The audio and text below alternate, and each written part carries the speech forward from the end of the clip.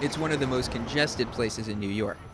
Here on 34th Street, bikes, cars, and pedestrians compete for pavement.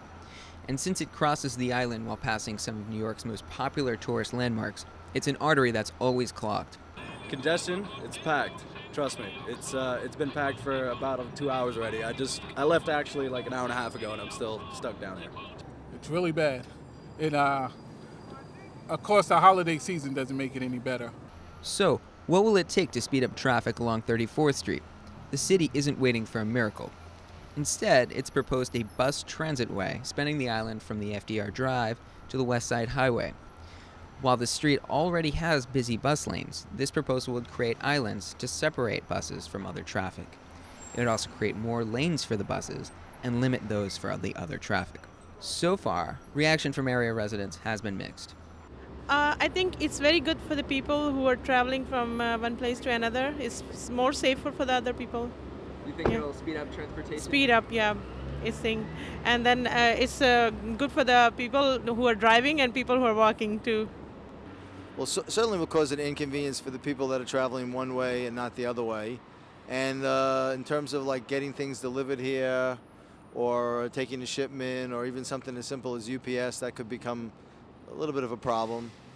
Since Department of Transportation Commissioner Jeanette Siddique-Khan was appointed 3 years ago, projects like these have developed everywhere. In fact, last year, parts of Broadway around the 34th Street corridor were closed to traffic and bike lanes were put in place across the 5 boroughs. According to the city, the bus lanes will speed up traffic and help make some of the intersections safer to cross. That sounds good, right? Except some critics say that the city's approach to solving traffic congestion downtown without a full-scale traffic plan is problematic. Others say it might just move the traffic to other streets without heavy congestion, like here on 33rd Street. Lawrence Malkin is a journalist and author who lives on 35th Street. He supports reducing traffic, but says this plan is misguided. The basic complaint of people who work and live in the area and have more or less followed this is that the marginal increase in bus times will not be worth the increased congestion in an area that is already highly congested. There are different priorities and concerns from the apartments on the east side and businesses on the west side of 34th, but many of them fear problems with deliveries or drop-offs if the 34th Street Transitway is built. Residents also fear more traffic along some of the surrounding streets. This is even more pertinent for New Yorkers because this corridor is a feeder for both the Lincoln and Queens Midtown tunnels. Congestion in Midtown is now huge. Sidewalk congestion, traffic congestion, transport congestion.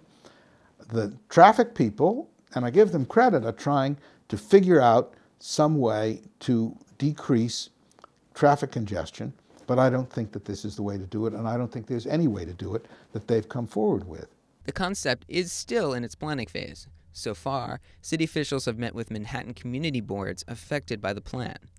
Based on community input over the next year, the DOT projects a final plan will be in place around fall 2011. George Haikalis is chairman of Auto Free New York and a member of Community Board 5. He is also waiting for a comprehensive Midtown traffic plan.